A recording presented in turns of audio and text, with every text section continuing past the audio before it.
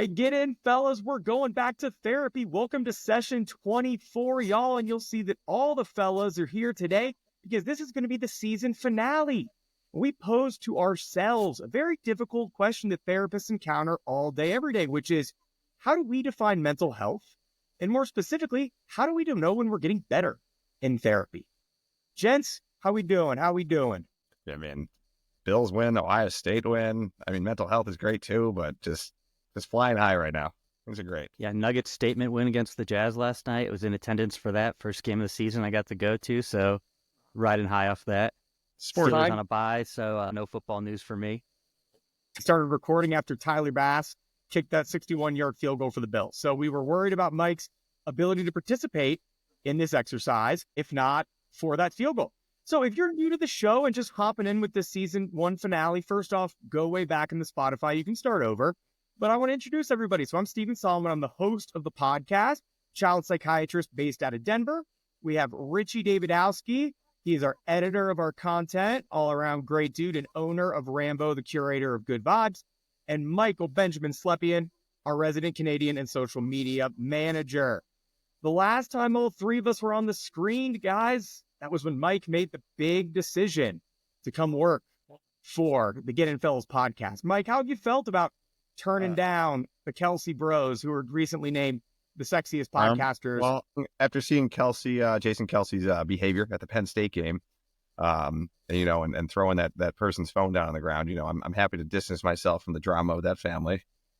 Kidding. I like Kelsey. So before I get in trouble there. See about that guy. I also noticed you said social media manager, and I wanted to touch on this too. When did the intern go from intern to manager? Well, when I submitted the Signal Awards application, which shout out everybody who helped vote for the Signal Awards, we ended up with a silver placement in the category of best conversation starter. So when I submitted your title, Michael, you were the social media manager. So I guess that's official. You did this live. I know. Mike got a promotion on the air. Hope everybody's feeling good. So I think this season's been a lot of fun, guys. And, I can say for sure that I've learned a lot about how to talk about things, how to make sure people understand what we're talking about, making sure we're learning. And as always, if you're listening to this and you have thoughts about how the first season was or what you could have learned or what you learned a lot of, we're always open to it. Season 1 reflections. I mean, honestly, I thought the season went great. I think, starting off, you're just trying to get your feet wet and try to figure out what works and what doesn't. But I love the way we have it formatted now. I love our interviews. I think there's a lot of great information, especially if you actually sit down and listen to the advice being given. And to be quite honest, shout out to my own therapist, but and I know this is not officially therapy, but I think I've done a lot more deep thinking, reflecting back on the podcast than I have in my own therapy sessions. So kudos to you, Stephen. Yeah, I've wanted it to be like a supplement, for people that are in therapy. Of course, we're trying to show people that this is doable, learnable, and attainable. But I've had a lot of people say that, Mike, that kind of combined with their own therapy, this has been a really nice supplement. It's a fun, different way to look at things. And I've been no stranger of asking my patients who I work with in the clinical world to watch, and they're picking up a lot of stuff too. So it means a lot, guys. That's really the whole point of this, is to try and get good information into the hands of as many people as we can. Yeah, if you had told me, 5 months ago in June when we started this, that we'd be at, 3,000 Instagram followers and cranking out quality content every week, I'm not sure I would have believed it, to be honest with you. I mean, we're just three guys who, are trying our hand at this, not really knowing what we're doing. And I gotta say, for where we are, for how young we are and how little we knew about what we were doing, I'm very happy with how things have been going so far. Richie's favorite line is, the only one of us who had any experience in our field was Rambo, curating the good vibes.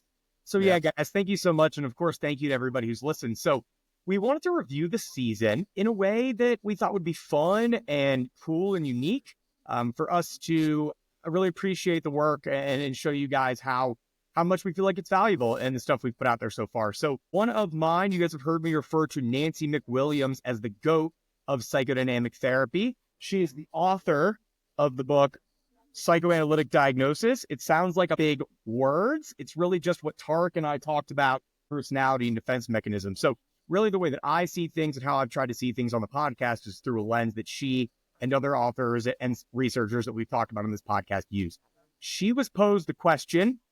You can find this interview with her on the Picturing with Elliot YouTube page. She was posed the question, how do therapists define progress in therapy? So she has 10 qualities of mental health that we're going to introduce, let you know when we covered it, if you're interested in going back and relearning, and then just opening the floor for conversation. Ready to go, gents? Them's the rules. Fired up. Let's go. Let's rock. All right. Let's go. Number one, an extremely important topic is safety and attachment security. This is trusting in yourself and others and having what we've referred to as a stable base.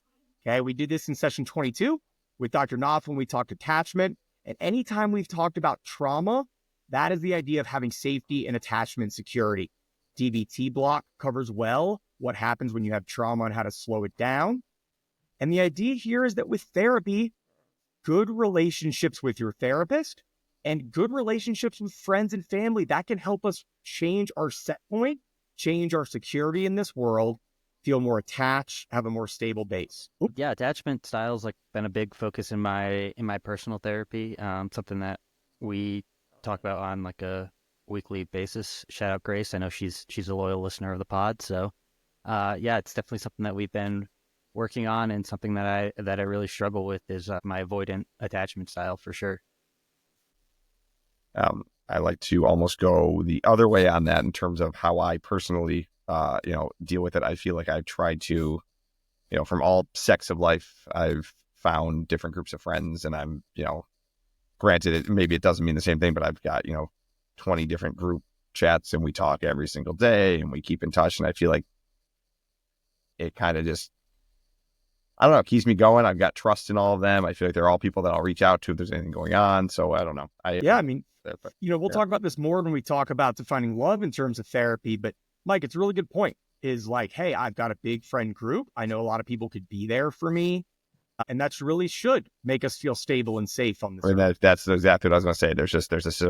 There is that stability with it. I feel like I've got people. Yeah. And, guys, I talked about this in that episode where I was extremely avoidant. Richie, this might make you feel like it's out there for you. And I just retook the quiz and attached, got secure with a little anxious and no avoidance. So again, that's weekly work, really cranking that away. Fortunate that none of us on this show have really strong borderline personality features. And yet we know that's what happens here. So anytime we've touched on personality problems, that's usually an attachment issue. Number two is the concept of self-constancy or self-continuity. Big sounding words really just means that we have a stable sense of self. Shout out Riley in the Inside Out movies, in time and space. All right. That we can be connected to our body and that the world is not black and white. So we touched on this in episode 21 with Dr. Perez when we talked about self-states and dissociation and how, as much as we can, we want to be an integrated whole. And then also DBT and CBT skills allow us to see the nuance in things more. As a therapist, I think what's been necessary for me is to integrate all parts of myself into being the best therapist I can be within healthy boundaries, of course, because to be a good therapist, to be a great therapist, you need to be authentically who you are. And one of my favorite jokes to make is, if you're 12 and up, I'm exactly the same as your therapist. And it's taken a lot of time to not treat people differently. Of course, you have different things to learn from everybody. And also just being yourself is what resonates the most with people. From a teaching standpoint, I think some of my favorite teachers, and it's kind of how I've modeled my teaching, were always very much, at least from what it seemed, to be their authentic selves. They joked around, they were honest in how they were doing things. And I feel like that's how I try to approach teaching. And like explaining to students, we're doing this because of that. I don't make up reasons. I don't lie to them about anything that we're doing. My language is a little more appropriate, obviously, during the school day, but otherwise, just from a professional standpoint, I try to do that. And I don't really change, in terms of who I'm around or what I'm doing. Maybe my use of language. But Richard? Again, this is another topic that I'm very focused on in my own therapy. I don't know if we've mentioned this on the podcast before, but I'm 6 years post liver transplant, and that really shook my world. So And then following like recovery and then going into COVID, like I just really have had like a really hard time trying to like find myself being that close to death, for lack of a better phrase, but like trying to, yeah, kind of piece that together of like what really is important to me and kind of sorting out like who Richie really is and all of these things. And sense of self comes up a lot in these points, Richie. And thank you Yeah. so much for sharing. I think we talked about doing that in terms of grief, right, Richie? But it never really came in noting, yeah, that Richie, has to do a lot of work around, taking care of himself since having that liver transplant. It's something that can always be on your mind. And I'm sure, Richie, it's been a lot of work to find ways to make sure you're taking care of yourself and not have it be a preoccupation as it probably was before I met you. Yeah, exactly. And it's just like balancing the things that I want to do versus like what I should be doing Yeah. for my own health and stuff. Yeah, should. I know it's a naughty word here in therapy, but yeah, it's just like trying to establish that balance kind of self-reflection. Yeah. And self-reflection is coming up later here too, Richie. And this idea of like the true self and the false self, I think we all could resonate with that. Who are we when we are being ourselves, and who are we when we're at work or at play at other parts of our lives? And it seems like all of us here are really trying to smush those states together. The third quality here is agency or self-efficacy or autonomy. All synonyms that mean that you have the capacity to influence your life. The world does not happen to us. We have some say in how it goes.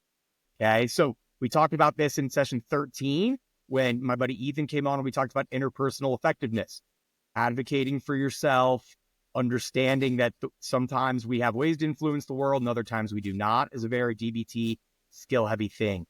So Richie, you talked about the should, right? And so wanting to have your true self be in charge of your life, of your world, is very much a self-efficacy skill, as opposed to doing things that other people would want you to do. As we go along in this episode, everyone's going to realize that I'm a mess. This is another thing that I struggle with. But at least he's talking about it, and that's the difference. Yeah, exactly. Like this is just, again, just something,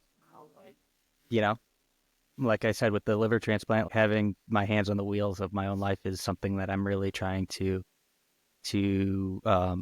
be better about, because I didn't plan for the liver transplant. I didn't plan for the horrible recovery for the 2 years after. And then once I did recover, the world shut down and then COVID happened and I was trapped inside for another year and a half. So like I finally get to like this place of like where I am healthy and I can do the things that I want to do. And then the world shuts down. It's like, actually, no, you can't.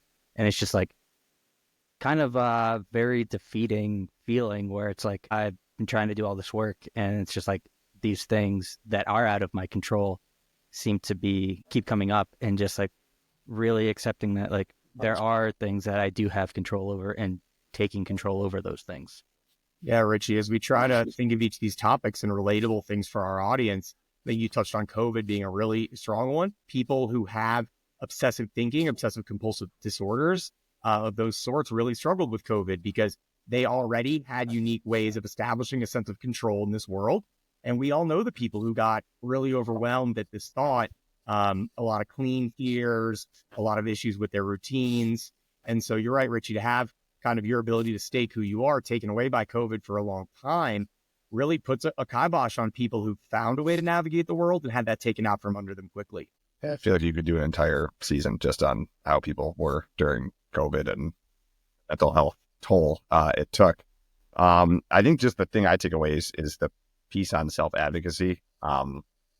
Just in general, I feel like I've been personally trying to be a better advocate for myself. I think my worry when I do is that because I like to kind of fly under the radar a little bit. So once I stand up for myself, I've now kind of put the target on my back. And I don't know if that's how it works with other people. I don't know if that's like everyone else feels the same way. It's like, well, once I say something, is my life going to become more difficult in other areas because we'll talk about that a little later, Mike, because Nancy, Dr. McWilliams has a whole separate self-advocacy section, which is great. Makes me happy that theme can be all over the place. Because as you've heard me say, guys, that's my favorite therapy. Oh, my bad. My bad. No, it was on my list here. But also, very relatable, Mike. This is why we're usually behind the scenes and we're not in front of the cameras for a lot of those reasons. Wouldn't surprise anybody to know that this was my idea for how to end the season, and we appreciate our behind the scenes guys coming in front of the scene. I'll push it on socials. I'm gonna be famous. Speaking of being famous, number 4 is self-esteem. Now, self-esteem, we all think we have definitions to, right? How we feel about ourselves, how much confidence we have. But what's interesting is in therapy, we want both realistic and reliable senses of self-esteem. Okay, so a realistic is like, yes, I'm good enough to, yada, yada, blah, right? You aren't so miserable, you aren't so terrible that you can live and exist in this world, be worthy of love, worthy of connection. But reliable self-esteem implies that we don't get too high or too low, that we can handle praise and criticism. We can be kind of a stable being in this world. So, in sessions 4 and 5 in the CBT skills, we talked about challenging our cognitive distortions. So how to make sure our negative self-talk can become more positive. In session 21, we talked about the true self and the false selves.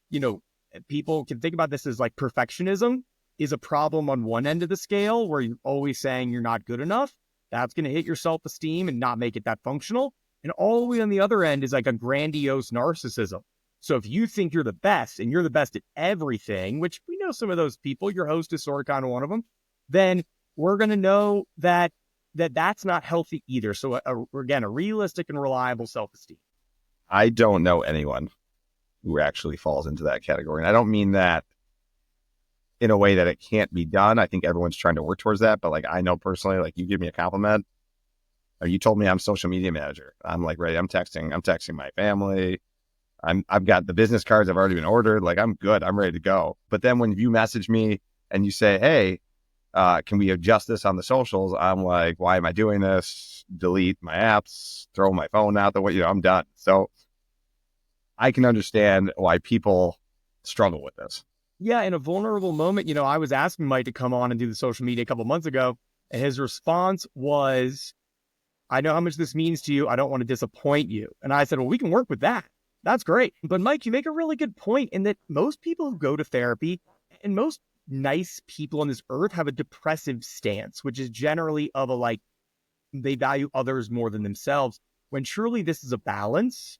Okay, so you should be able to kind of do both those things. Although I can remember in my own therapy journey as well, processing this, why does it feel uncomfortable when I get compliments? Yeah, and it's this same idea of if you don't believe in them, then you're going to feel uncomfortable receiving praise. And that's something to work on, as is how you feel when you receive criticism. No surprise, I'm also working on this in therapy.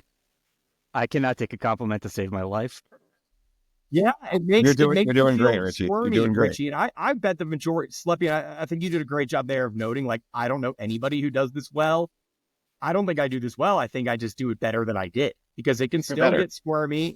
These are high functioning people, who have that good and stable self-esteem. Some are best leaders, not just people who happen to become our leaders, but the good ones. I think my number 5 in leaders is resilience.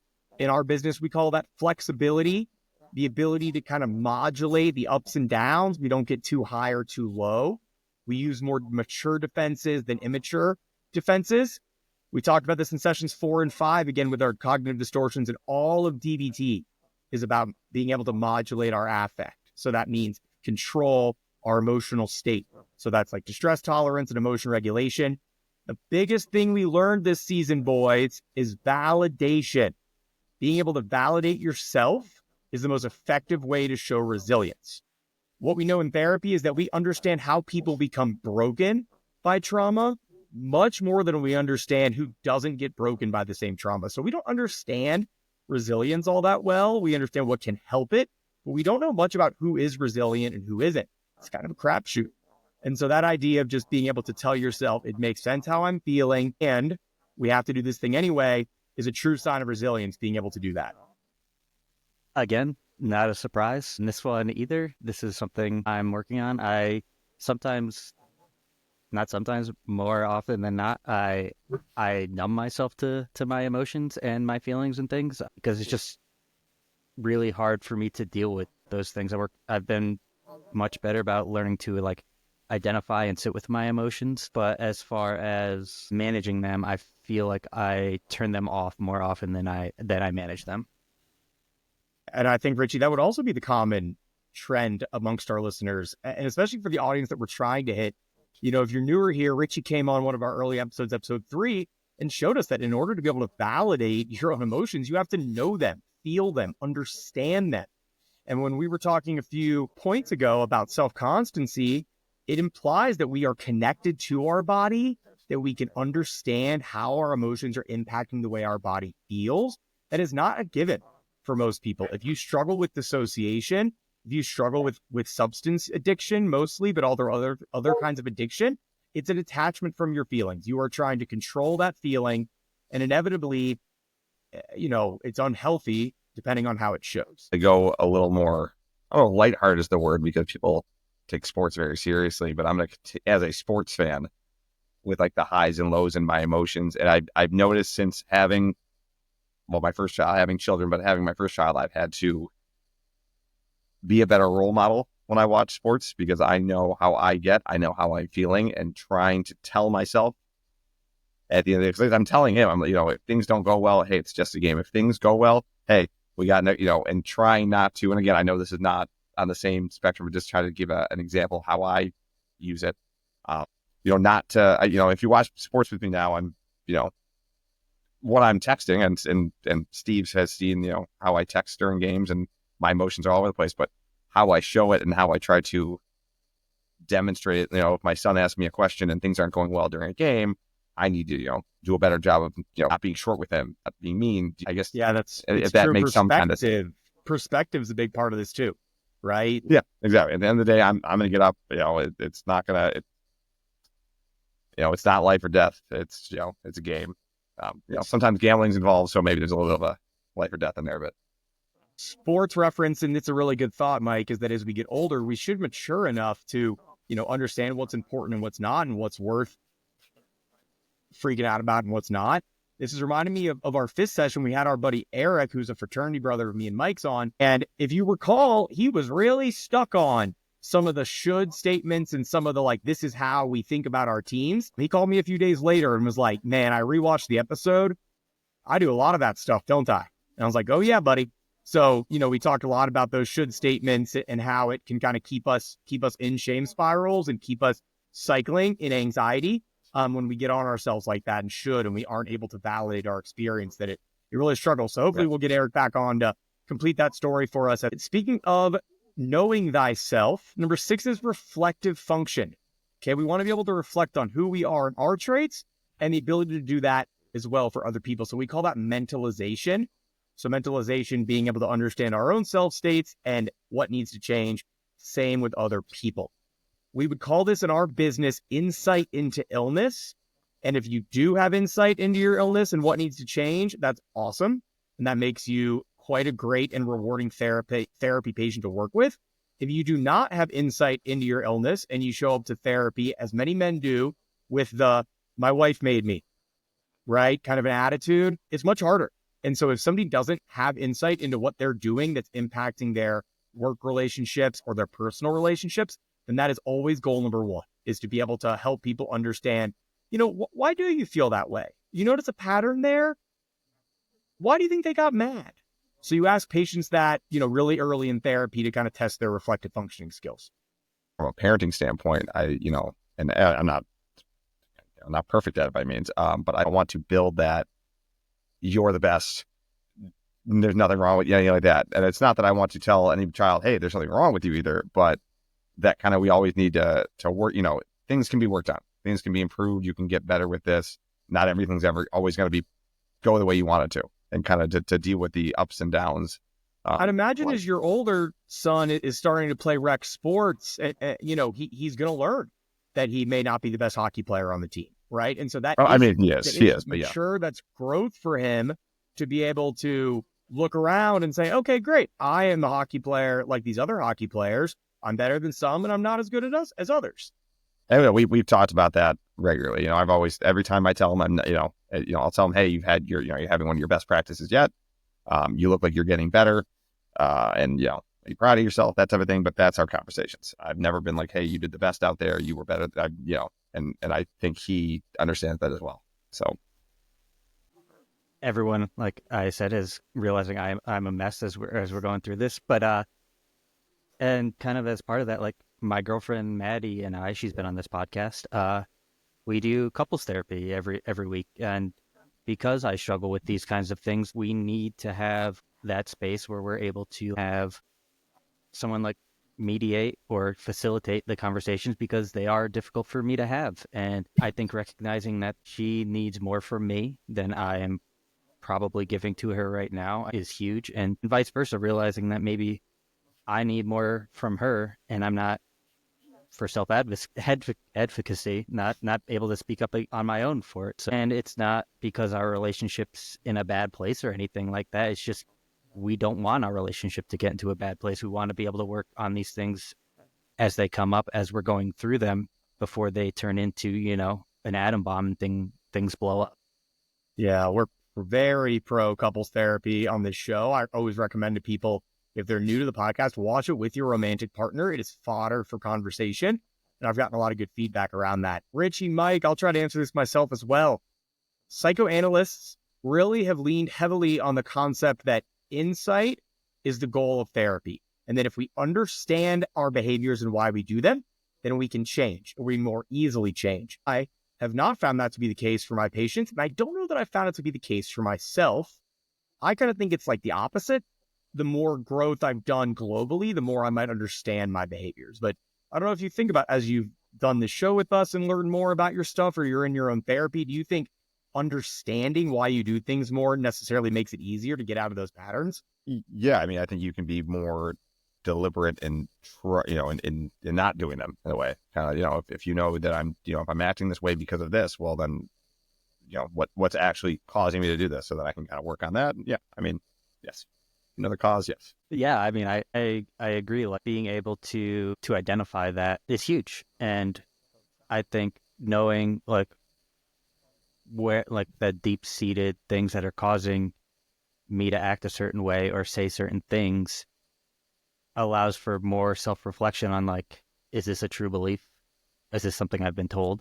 Just gives me more fodder for things to think about and to work on. Richie doing a nice job of penciling in some CBT skills there. We call that Socratic questioning. So like Socrates, we get philosophical in CBT and try and break down some of those negative cognitive distortions, like I am not good enough, or it doesn't matter how hard I try, I will fail. Those things that unfortunately run through people's heads, especially if they struggle with depression. And so Richie taking the time to think about those thoughts. Where did this come from? Is there truth to it? Would it hold up in court? A lot of those things we like to ask our patients. It really makes this good point, guys, that, and you both brought it up, like you needed it, I needed it, that if you don't have insight, really we're fighting an uphill battle. I've started in therapy with my patients, started referring to Dr. Solomon's book club when I will have them go and read books that we then review during sessions, because, get the most bang for your buck in therapy. Let's get this show on the road. So we've referenced Attached, which is a great way to increase your reflective functioning. We were talking about that earlier and with Dr. Knopp. So the idea of like, how do I exist in these relationships? What's going to help me? What's not going to help me? We would have no surprise here that Richie and Maddie have an anxious avoidant trap. If you've read the book, and it's just the truth, things can still work. They can be good. It requires a lot of communication. The other book I recommend a lot is called Adult Children of Emotionally Immature Parents. When people come to therapy saying, I want to understand why I do the things I do, that's essentially them asking, can you break down my childhood and tell me the why of these things? I like to say over and over, I only need to understand the why to the extent that it informs the here, now, and the future. So, those books are both books I recommend if people want to understand the why of their behavior. The point being that we reflect on ourselves, we don't blame. We'll touch on that more in a little bit. Number 7, we're all jazzed up about because it's self-advocacy. My favorite thing on this green earth, and because the GOAT, Nancy McWilliams, is a much more balanced person than I am, she makes sure to remind us that purely self-advocating person is not all that functional, because maturity asks us to balance the needs of the self and the needs of the group. So we talked about this in session 19. Dr. Christie and we talked about Kohlberg's moral development. And as you mature and mature more, you're not a teenager. who's only thinking about their needs. You become a fully grown adult who understands the needs of the world, the needs of the whole versus the needs of the self. We did a BHOF recently with Anthony Fauci, Dr. Fauci. And so vaccinations is much like this idea, even if you maybe don't feel that comfortable with the idea, that we understand we need to be helping everybody. So that kind of a herd mentality. In session 13, interpersonal effectiveness again talks about being able to advocate for your needs. So something that I thought was interesting as I reviewed Dr. McWilliams' lecture is that you think a balanced person, the kind of the goal in therapy would be somebody who doesn't only advocate for themselves or advocate for the needs of others, but is like in the middle, does a little bit, but really they're bipolar in that way. They're good at advocating for themselves when they need to, and they're good at advocating for the needs of the group when they need to. And that's what research has shown around that. So Mike, Richie, this would argue against my yay self-advocacy stance, because Mike, you pointed out well, sometimes you don't need to talk up, because even if you have a point to make, it doesn't mean it's going to mean something for the whole group. Was thinking in general as far as self-advocacy, and I'm trying to think if it's helped or hurt from a social media standpoint, because now a lot of the times topics, stuff comes up, and maybe it's less self-advocacy, more just trying to get your opinion out. But, on social media, you put me on Twitter or something like that, I'm much more likely to say, hey, don't say that. That's not appropriate. That's not okay. But then at the same time, as that made me less likely to stand up for myself or stand up for a belief in person, because now I can't sit and think about it. I don't have time to come up with a typed answer and fact check.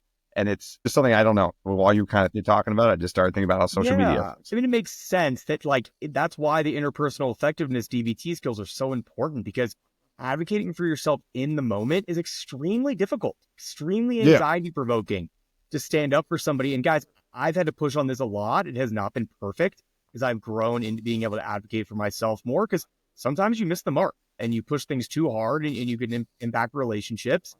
I think about this as setting boundaries, right? Healthy boundaries involves advocating for yourself. So that could be, facing racism or gender discrimination, things like that, whether it be on the internet or in real life, right? So just setting healthy boundaries in your relationships. Work relationship is a good example. If you're being asked to do hours and hours of work, one of my favorite songs that I'll tell patients when I'm trying to get them to bottle up their fuck you juice is Fuck You, Pay Me by the Philharmonic, which essentially says, if you're going to ask me to do anything else, you better pay me more. So great song, great jam. And really, when you think of self-advocacy, that's what I try to get people to do, is just say, hey, I ain't going to work for minimum wage if you're asking me to do maximum labor. Just ain't going to be like that. Thinking about things that have you raise your voice. Number 8 is vitality. All right. So vitality implies that we have a liveliness, an energy, an affect that brightens and changes with emotions, or as our people would say, some chutzpah. Michael, we touched on this in session 15 when we were introducing psychodynamics with Dr. Shashidara. And this idea that in therapy, people without vitality mostly show up as skeptics or pessimistic view of therapy or the world. You could say this looks like depression, but depression comes and goes. Okay, so if you have depression, you'll have some vitality, you won't, it goes away. But if you are pretty persistently skeptical, pessimistic, negative, it's tough. It's tough to be in therapy. And for a therapist, it's really tough too, to draw something out of these people who will often have a stance of what are you going to do that the other therapist didn't do? And it makes it quite challenging. And so, Satish and I were talking about one of the core features of psychodynamics is transference and countertransference. So when you have patients, and I can think of a few on my caseload, a couple who listen and will laugh about this, who really have an attitude of what are you going to do that's different than everyone else? I had a bunch of shitty life experiences. You can't change that. It makes them very hard to connect with. Again, something I am working on.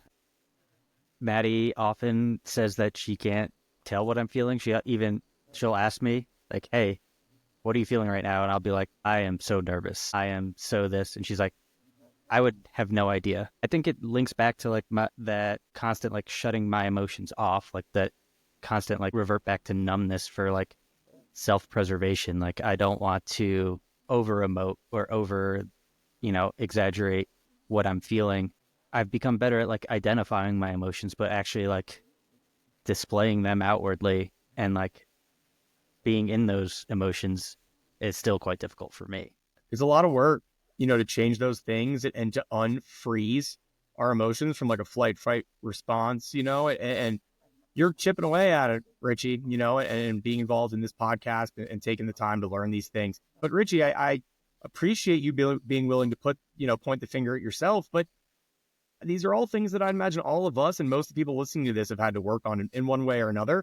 Or we can remember points in our life where we were not as good at it as we are now, even if some of that growth is more organic. I think of vitality, I'm specifically thinking, like, I when she was talking about it, I was picturing like every TV show with a troubled kid that you see in therapy. It's like every single one. That's your typical, like, and it's kind of what you described. Like, how are you going to help me?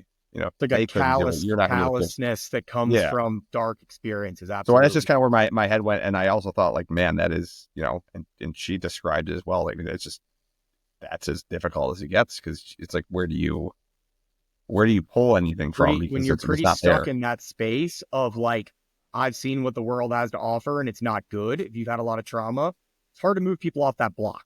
And you can't, what are you going to build on? What are you going to build on without the foundation? So that it actually streams us very well into the number 9 quality, which is acceptance, specifically acceptance of things that can't be changed. And so we were just talking about these patients who are really difficult to work with because of the trauma they've had. We're asking people to grieve a lot. Session 20, we talked about grief. Thanks, Elmo and Andrew Garfield again.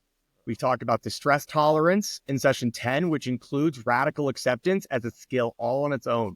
It is skillful to be able to say it is what it is when we are being asked to take a spoonful of shit. And then, of course, we're always seeking healthy defense mechanisms in these scenarios. So to think about acceptance of things that cannot be changed, we ask people to grieve the loss of what would have been a good childhood or good parenting if they've been in abusive situations. We need to be able to tolerate that the world is not always great, right? So there's a lot of positive psychology that some people are now calling toxic positivity. If all you can do is be positive, that means that you don't really have a healthy way of accepting negative things. You probably live in a lot of denial. So we're asking people pretty constantly to accept the world as it is, which is both a black and a white. We know it is a gray place. So I laughed when you talked about the toxic positivity. I get, and again, maybe I don't know if you get to see it as much. Again, I don't think the group chats during football games get to see my toxic positivity, although I try to stay positive and try, but at work, I get a lot of pushback because I try to look at other people's perspective and try to find that positive outlook on something that's not great. And then, kind of get the let us be frustrated for a moment. And I don't let that happen. So I really try not to, but also I sometimes can't help it.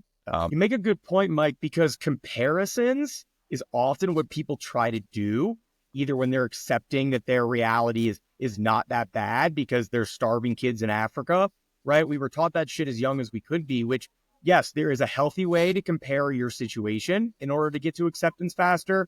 And there's unhealthy ways to do it too. And if that's invalidating, like you said, Mike, you're trying to look around for positive examples and realizing you comparing your skills or what's going on in your world to teacher down the hall is invalidating. And so we need to be able to just sit with this situation's very hard and I might not be able to do anything about it. It is what it is. I'd imagine after you got sick, you had to do a lot of this. We talked about. I think I lean into way too much, honestly, that it is what it is. And that I've become accepting of maybe things I shouldn't be because I've had to accept so much up to this point. Yeah. So being able to strike that balance has definitely been difficult for me. And I definitely like I said, I lean way too hard into that acceptance of the things I can't change and just kind of rolling with the punches, for lack of a better term. Yeah, it's a really good point, Richie. You talked about the kind of numbness that comes from experiencing such severe trauma. And that is when acceptance, it's not necessarily done well. And it's not necessarily skillful when everything is what it is. Because if you have new experiences or you have hard experiences, we get to it is what it is. But if we never feel that negativity, we never feel that sadness that comes from those emotions, then usually we're not able to process it fully. Y'all heard me talk about grief. And if you have not, please go back to session 20. But the idea is we have to move from denial, because denial can be it is what it is, and acceptance can be it is what it is. They both have those words that are part of them. You have to be able to go through, especially the depression stage, which means you'll feel shittier and you will be closer to being able to say it is what it is in a fully formed and healthy way. Speaking of fully formed and healthy, our final quality of mental health is the ability to love, work, and play.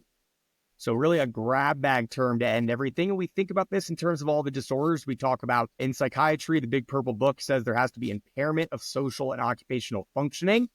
About 100 years before that, our guy Sigmund Freud, as we touched on in episode 16, said, somebody asked him very early on in the world of psychoanalytic therapy, what's the point? How do you know when somebody's getting better with the talking cure? And he said to be able to love and to work. And then he later in that interview added, oh yeah, and also to be able to play and enjoy life. So that's where that love, work, and play comes from. I think to define this more accurately as I do as a therapist is love is having intimate relationships, authentic, reciprocal relationships. So you see that person as a whole, they see you as a whole. It is a give and take. They are not just an object in your world. They have a full 360-degree view. You know, you are able to see them from angles and understand those things. Work that has meaning and purpose to you, which is really rough in this upcoming generation for our Gen Z listeners. It's not feeling so purposeful. They got racked by COVID. Social media has really made things difficult for them. And so it's been very hard for this generation to find purpose and meaning. If you're an older person listening to this and try and put yourself in the shoes of those younger generations, and then play, sing, dance, sports, and friends, family, and enjoying those times. I'll kind of just go real quick. I think the work and finding purpose in work is the biggest thing that kind of resonates with me. Again, I won't give the full background, but I went from working in a classroom 14 years ago, right after graduation. Oh God, 14 years. And after, a year or two, I thought, I want to go try to make better money, make some good money. I went into a more corporate structure, a sales job. But I want to say you, Steve, or, a couple people I live with too, basically told me I was miserable from home. I looked just bothered, just wanted to go to bed. And I kind of had that moment. They decided I was no longer fit for them, where I would go back into the classroom and go back into working with students and teaching. And, every day, some days I come home, more stressed than others, but overall, I wouldn't change that in the world. No other place I'd want to work. And importantly about meaning in our work, Mike, you were miserable. And at that point, you were a single guy without much else to really define purpose outside of your job. And of course, the Buffalo Bills. I think the Sabres might have been good around that time. Was that Ryan Miller years? That was towards the end. Yeah. But meaning to you can be putting food on the table for your family, right? And maybe that's different, but if you are, at that stage where it's kids and families, then that can be meaningful. I get a lot of people who come to therapy and they just generically will say to me, I'm anxious, I'm depressed, I'm distracted, I can't do my work. And we get down to the bottom, and this is usually the problem. Their relationships, usually romantic relationships, are not fulfilling, and they have not been for a long time. Or their jobs, they're being treated poorly, they're not able to advocate for themselves. So this issue, not being able to love, work, and play, when we can't do these things, it looks like depression, it looks like anxiety, it looks like anger, when really these kinds of themes are what are truly important for us to be living a good life. Yeah, absolutely. I can relate to having the shitty job that just makes your life miserable. Prior to my transplant, I worked at a job that was incredibly toxic, working 60, 70 hours a week and still being told I'm not doing enough, literally giving everything that I possibly could to this company and just being foisted upon more responsibilities. Not a great work environment. And, in the midst of this, I get the diagnosis that I have Budd-Chiari syndrome and I need a liver transplant. And I never really got any support from the company that I needed. And when I would speak up for it, it was well, the company needs you. We run lean. We need you. We can't hire anyone else. You have to do it, all of that. And I'm early mid-20s, first big boy job. I don't know how to advocate for myself in those situations. I need the health insurance for this absolutely catastrophic health diagnosis I got. And it's just I think has continued to affect me, trying to find kind of that purpose and what the job means to me. And now I have a job where it's okay, I can afford to do things. I don't have to work these crazy hours. I have the time after work to hang out with Maddie, to hang out with Rambo, to actually do things, to do this podcast. And so like being able to like find that has been very helpful. But I mean, for many years, it was such a point of like contention and strife in my life. Yeah, and although it doesn't always seem healthy to us, if we're thinking about the bros in this audience, like being able to play and sports and fantasy sports, I've talked about how it sucks in so many ways, and yet it is something to get excited about. It's something that men can, they're culturally sanctioned, getting excited and showing those emotions. And Richie, you're right. When you've been, facing down death's door, that what is purpose, what is meaning? And my only reflection there was, I remember you telling me that you had to like work. You were working during the midst of your liver failure and all the treatment that led up to it, which blew my fucking mind as somebody who's seen what liver failure looks like up close, just in the setting of a hospital. Truly, truly mind-blowing. Yeah, I mean, they allowed me to cut back my hours, and I was still working 50 hours a week. It was my third year residency, and I've talked about that being the year where I took a lot of turn to love this business. I had said something out loud to a patient that has really stuck with me, where they were in a physically abusive marriage. This is a young woman in her 30s with some kids. And I said, Laura, I don't know if the medications are going to work for you, because I don't think you're depressed. I think your life is depressing. And that's been kind of what this is, which is if you're in a bad relationship, if you're at a job that treats you poorly, if you don't have time for your hobbies, you don't have intimate relationships, then you're going to feel sad. You're going to feel purposeless, even if you don't meet criteria for depression. But that's, the way I see being a psychiatrist is the medications are going to work to an extent that we are able to make the changes we need to make in order to be able to love, work, and play. So that's how I view that, and really my role as a therapist overall. Gents, this is a really nice time. I appreciate your willingness to be authentic and be vulnerable. And I know as I watched this to get ready, it had me thinking a lot about my own work, not only as a therapist, but as a patient too over the years. And definitely left me with some food for thought as we move into the second season. It's been good. I'm trying to think if I get like Pepsi as a sponsor, because I feel like I've been trying to drink label out. Did you see that comment on Instagram the other day where some guy said that he thinks I'm trying to get a sponsorship from LeBron? And I was like, do you have LeBron's number? LeBron's watching this. We would love a sponsorship, bro. Yeah, that would be great. I don't think that's what we're trying for, but I would, sure, please. So to summarize, why I wanted to end the season like this is to really continue on with what the goal of the podcast is for me, which is to help teach people how to view the world through a lens that everybody is a unique individual. People have their own circumstances. We should be able to understand that when we're trying to communicate out there in this big, crazy world. So the reason that we're excited about season 2 is this is going to change. Season 1 has been the question of what is therapy? What do I need to know to understand people enough to transition into season 2, which is going to be more topic-based. So less about learning therapy and learning skills and concepts, and more about topics that you might be facing out in the world. Some examples that we're going to give, blocks of episodes will continue, is neurodivergence. So we'll talk about ADHD, autism, dyslexia, addiction, certain substances, certain types of treatment. We're going to do parenting, schools, race and religion, sports. We have a lot of ideas for blocks and a lot of individual episodes that are coming out and fleshed out too. We're going to continue to get both the views of clinicians and the views of bros so that we can understand these things from both angles. We're going to be trying to use even more pop culture and sports to broaden out what we're teaching and help make it applicable, and so people can start seeing the world in that way. It's been great. I want to thank everybody who's listened or watched. If you have any thoughts or questions, please feel free to hit us up. And otherwise, let's keep the ride going. Everybody, as we wrap, as we do, when you're out in the world this week, let's try and be kinder and gentler.